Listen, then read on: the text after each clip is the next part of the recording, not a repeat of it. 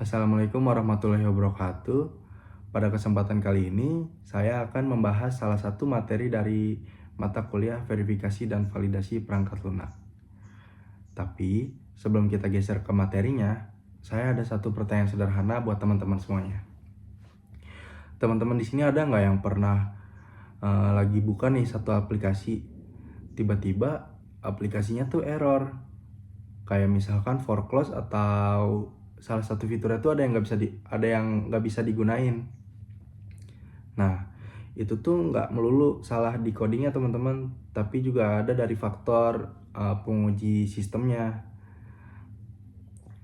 Coba teman-teman bayangin, kalau misalkan ada salah satu aplikasi yang langsung dirilis gitu tanpa diuji. Nah, itu tuh resiko errornya gede teman-teman. Dan juga potensi ketidakpuasan pelanggan akan sangat besar sih. Nah, maka dari itu hari ini kita akan bahas tentang pengenalan jenis-jenis software testing. Kita langsung geser aja ke slide berikutnya ya teman-teman. Baik, sebelumnya perkenalkan dulu, nama saya Fadilah Haditya Ahmad dengan NPM 233040148. Nah, sebelum masuk ke materi, saya mau mengajak kita semua untuk refleksi sebentar. Hari ini, hampir semua aktivitas bergantung pada sistem atau aplikasi. Mulai dari absen kuliah, KRS-an, pembayaran, belanja online, sampai hiburan. Nah, sekarang saya mau nanya, pernah nggak teman-teman tuh bener-bener kesel banget gara-gara aplikasi error di waktu yang nggak tepat? Kayak misalnya, sistem akademik down pas mau deadline, atau aplikasi pembayaran gagal tapi saldo terpotong. Atau yang cukup sering terjadi itu, kita udah ngisi data panjang-panjang, tapi tiba-tiba ke-delete semuanya. Entah gara-gara ke-refresh atau apa. Ya, sebagai pengguna kita bisanya langsung nyalain aplikasinya dong. Padahal masalah seperti itu tuh sering muncul karena satu hal penting, yaitu pengujian sistem yang kurang optimal. Software testing itu sering dianggap cuma tahap tambahan, padahal justru testing adalah benteng akhir sebelum aplikasi dipakai oleh user. Jadi, hari ini kita nggak akan bahas tentang jenis-jenis testing aja, tapi juga kita akan bahas kenapa testing itu krusial banget dalam pengembangan perangkat lunak. Nah, di slide ini kita melihat beberapa jenis software testing. Yang pertama itu ada unit testing, integration testing, system testing, smoke testing, acceptance testing, dan maintenance testing. Urutan ini sebenarnya mencerminkan alur hidup pengujian.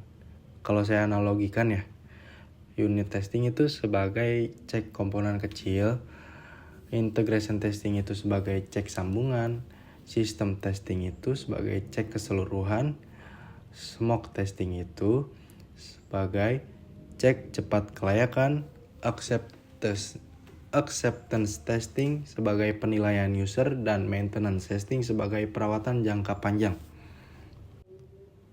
Semua tahap ini saling terhubung. Kalau satu dilewati, bebannya akan muncul di tahap lain. Biasanya sih di user. Nah, menurut teman-teman, testing mana nih yang paling sering dianggap sepele? Slide yang selanjutnya adalah, apa itu software testing? Software testing adalah proses pengujian perangkat lunak untuk memastikan sistem berjalan sesuai kebutuhan. Testing dilakukan untuk 1. Menemukan bug, 2. Menjamin kualitas sistem, 3. Memastikan aplikasi siap digunakan. Yang penting untuk dipahami yaitu testing bukan mencari kesalahan orang, tetapi mencari kesalahan sistem. Karena kalau kesalahan sistem lolos, yang kena dampaknya bukan developer tapi pengguna. Contoh nyatanya yaitu coba kalian bayangkan bug di sistem pembayaran atau sistem kesehatan. Nanti kan yang merasakan dampaknya itu bukan developer tapi si user. Lalu slide yang selanjutnya yaitu tujuan software testing. Tujuan software testing ada beberapa. Yang pertama itu untuk menemukan error lebih awal. karena error di awal itu lebih murah dan lebih cepat dan lebih mudah untuk diperbaiki. Lalu yang kedua itu memastikan fungsi berjalan dengan benar. Bukan cuma bisa diklik, tetapi sesuai kebutuhan. Yang ketiga, mengurangi resiko kegagalan sistem, terutama saat sistem dipakai banyak user. Dan yang keempat, meningkatkan keandalan aplikasi agar sistem stabil dalam jangka panjang. Lalu yang selanjutnya kita akan membahas tentang unit testing. Unit testing adalah pengujian pada unit atau fungsi terkecil. Biasanya dilakukan oleh developer dan dilakukan secara terpisah. Contoh unit, fungsi login, validasi input, perhitungan nilai, simpan data, dan tujuan testing. Memastikan logika benar, menemukan bug sejak dini, mempermudah debugging, mengurangi error saat integrasi. Unit testing ini ibarat fondasi. Kalau fondasi lemah, sebagus apapun sistemnya pasti akan bermasalah. Kalau kita bahas lebih dalam, unit testing ini sebenarnya adalah tanggung jawab pertama developer terhadap kualitas sistem. Kenapa? Karena developer adalah orang yang paling paham logika programnya, alur kodenya, atau kemungkinan errornya. Unit testing ini membantu developer memastikan bahwa setiap baris logikanya yang dibuat benar-benar bekerja sesuai tujuan. Contoh kasusnya, misalnya ada fungsi untuk menghitung total pembayaran. Kalau developer tidak melakukan unit testing, kesalahan kecil seperti salah rumus bisa berdampak ke seluruh sistem pembayaran. Dampak jika unit testing tidak dilakukan, kalau unit testing dilewati, bug kecil akan tersembunyi, error bakal baru muncul saat integrasi, proses debugging akan menjadi lebih sulit, waktu pengembangan akan lebih jadi lama. Jadi, unit testing itu bukan memperlambat kerja, tapi justru menghemat waktu di akhir. Integration testing ini dilakukan setelah unit testing. Di tahap ini, fungsi-fungsi yang telah diuji mulai digabungkan. Fokusnya itu pada alur data, komunikasi antar modul, dan konsistensi hasil. Integration testing ini sering dianggap sepele, padahal justru disinilah banyak bug muncul. Kenapa? Karena sistem jarang gagal di fungsi tunggal, tapi seringnya gagal di saat fungsi saling bergantung. Saya punya pertanyaan. Kalau misalkan modul A bergantung ke modul B, menurut teman-teman, siapa yang paling dirugikan kalau integrasinya gagal? Lalu lanjut ke sistem testing. Sistem testing adalah pengujian keseluruhan sistem dalam kondisi yang mendekati penggunaan nyata. Di sini yang diuji itu semua fitur bersama-sama, alur pengguna, dan stabilitas sistem. Sistem testing memastikan sistem sesuai kebutuhan, konsisten, dan siap digunakan.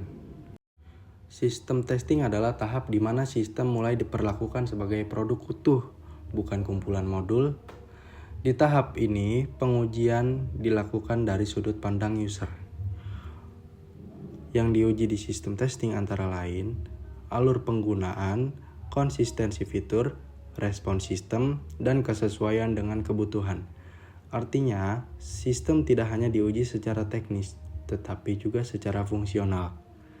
Contohnya, misalnya semua fitur ada, tetapi alurnya membingungkan. Secara teknis mungkin lolos, tapi secara sistem gagal. Lalu yang selanjutnya adalah acceptance testing. Acceptance testing ini dilakukan oleh user atau klien.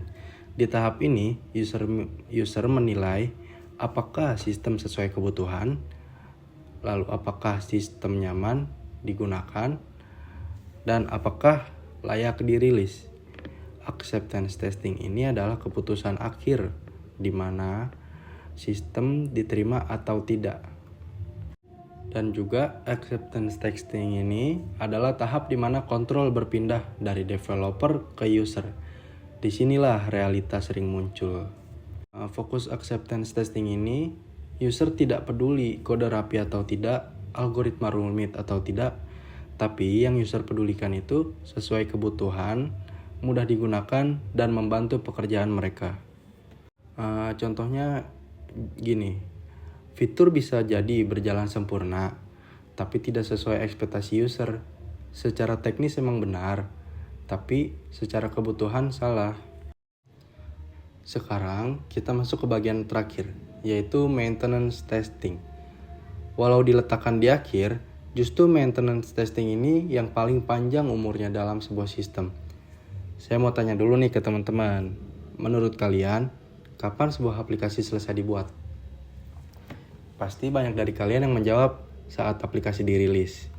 Padahal, dalam dunia nyata, justru pekerjaan paling panjang dimulai setelah rilis. Dan disinilah peran maintenance testing. Maintenance testing adalah pengujian yang dilakukan setelah sistem dirilis dan digunakan oleh user. Tujuannya bukan lagi memastikan sistem bisa berjalan, tetapi memastikan sistem tetap berjalan dengan baik setelah mengalami perubahan. Perubahan ini bisa berupa penambahan fitur, perbaikan bug, perubahan kebutuhan pengguna, perubahan teknologi, perubahan regulasi. Jadi, maintenance testing ini bukan testing tambahan, tapi testing berkelanjutan. Kalau aplikasi tidak pernah diuji lagi setelah dirilis, menurut kalian apa yang akan terjadi dalam 1-2 tahun ke depan? Kenapa maintenance testing ini sangat penting?